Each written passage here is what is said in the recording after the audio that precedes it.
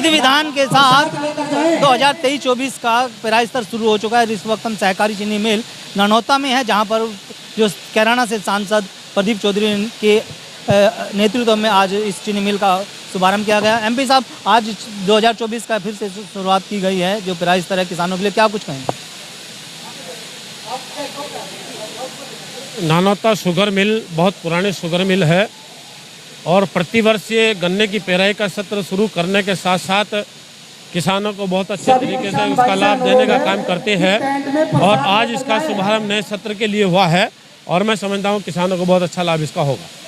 गन्ना पर्ची को लेकर अक्सर किसानों की समस्या रहती थी, क्योंकि हालांकि ऑनलाइन गन्ना विभाग की तरफ से पर्चो किया गया। क्या कुछ आगे कुछ नई रणनीति तैयार की जा रही है जिसको लेकर के गन्ना किसानों को जो पर्ची का लाभ मिले? नहीं, गन्ना किसानों को पर्ची के विषय को लेकर कोई समस्या नहीं है। अभी तक हमारे सामने तो कोई नहीं आई है, कोई होगी तो उसका भी समाधान करने का काम किया जाएगा। सरकार का मुख्य फोकस है किसान को अच्छे से लाभ मिले, किसान तरक्की करे, उन्नति करे। इसी के दृष्टिकोण आप लोगों के हमारे सहारनपुर जनपद के अंदर 2 शुगर मिल पहले से बंद पड़ी हुई थी, बिडवी शुगर मिल और टोडरपुर शुगर मिल। दोनों चीनी मिलों को चलाने का प्लान सरकार ने कर लिया है और दोनों चीनी मिल चलने का काम होने जा रहा है और बहुत अच्छा लाभ किसानों को उसका मिलेगा। गन्ना भुगतान को लेकर क्या कहेंगे, क्योंकि किसान अक्सर गन्ना भुगतान को लेकर के अधिकांश चीनी मिलों ने पिछले सत्र का भुगतान कर दिया। नानौता शुगर मिल ने भी पुराना भुगतान जितना था वो सारा का सारा पूरा कर दिया। नए सीजन का जैसे गन्ना पेराई का सत्र शुरू होगा, जैसे जैसे किसान लोग अपना गन्ना डालने का काम करेंगे उसी के अनुसार किसानों का भुगतान की प्रक्रिया शुरू होगी। जो चीनी मिले हैं उनका जिनका भुगतान नहीं हुआ है उनका भी प्रयास है जल्दी भुगतान हो।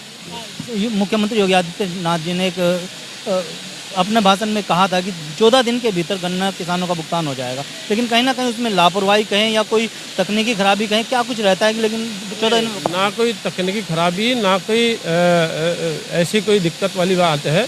कहने का आशय बिल्कुल स्पष्ट ये है कि बहुत लंबे समय से जो बिगड़ी हुई व्यवस्था थी उसको सुधारने का काम धीरे धीरे करने का कार्य किया जा रहा है। पहले कई साल का किसानों का गन्ने का भुगतान बकाया रहता था, लेकिन आज की तारीख में कई साल का गन्ने का भुगतान बकाया नहीं है, उसको धीरे धीरे करके नज़दीक लगाने का काम किया जा रहा है। यही वजह है कि गन्ना क्षेत्रफल बढ़ भी रहा है और किसान उसके लिए आकर्षित भी हो रहे हैं। किसानों को समय पर भुगतान उनका हो सके ये भी व्यवस्था सुनिश्चित करने का काम सरकार के द्वारा किया जा रहा है। राजनीतिक सवाल की बात करते हैं। अभी जो बिहार के मुख्यमंत्री नीतीश कुमार हैं, उन्होंने पूर्व मुख्यमंत्री मांझी को लेकर के बड़ी टिप्पणी की है। हालांकि उस पर बैकफुट पर आकर उनको माफ़ी मांगनी पड़ी। उसको बयान ये इंडिया गठबंधन के लोग हैं, इनकी जुबान का कुछ पता नहीं है कब इनके मुंह से क्या निकले।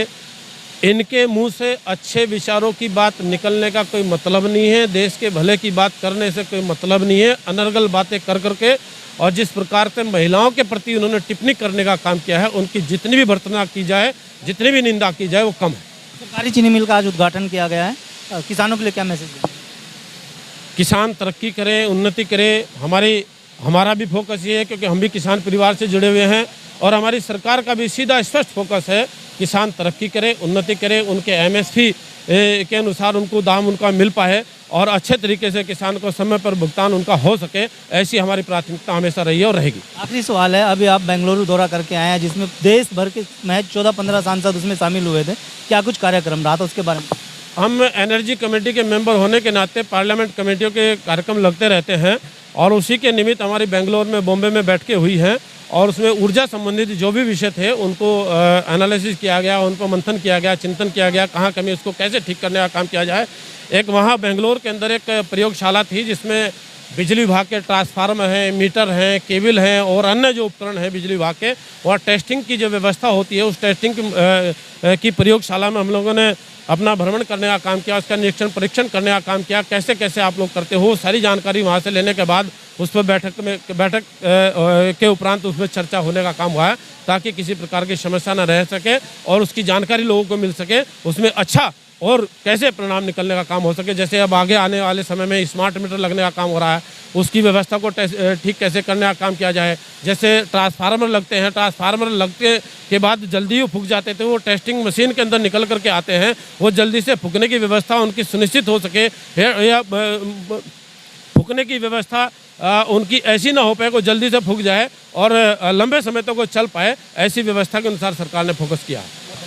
एमपी साहब ये थे सांसद जो हमारे साथ जो चीनी मिल के जो जीएम है उनसे भी बात करेंगे। जीएम साहब, आज शुभारंभ हुआ है मिल का, क्या कुछ कहेंगे गन्ना किसानों के लिए? बस आप लोगों की शुभकामनाएं मिल जाएं और किसानों का सहयोग मिलता रहे। इस वक्त अपग्रेडेशन किया गया है इसका हम लोगों के द्वारा, मशीन का निसंदेह रिकवरी और बढ़िया का आएगी और मिल उससे पहले से बेहतर रूप से चलेगी। गन्ना किसानों के लिए क्या मैसेज कहेंगे, क्योंकि अक्सर गन्ना किसानों की गन्ना किसानों से कोई शिकायत, जितनी उनकी शिकायत थी इस बार दूर की गई है। जैसा आप देखें ट्रैक्टर हमने अच्छा बनाया है, ट्रॉली डालने के लिए, बुग्गी डालने के लिए एक अच्छा हमने वो बना प्लेटफॉर्म तैयार किया गया। इस बार मशीन अपग्रेड है, वो जो समस्या पहले रही है इस बार नहीं आ पाएंगी। बहुत बहुत धन्यवाद जीएम साहब। ये थे हमारे साथ जो सहकारी चीनी मिल के जीएम साहब, जिन्होंने न्यूज़ 14 टुडे से बातचीत में साफ कर दिया है कि जो गन्ना किसानों की समस्याएं हैं उनका निस्तारण किया जाएगा और जो पूर्व में खामियां रही हैं उनको भी दूर किया गया। और गन्ना किसानों के साथ में ये भी अपील की है कि जिस तरह से गन्ना साफ स्वच्छ और बढ़िया गन्ना अगर मिल में लेकर आएंगे तो कहीं ना कहीं उनको किसानों को ही लाभ मिल पाएगा।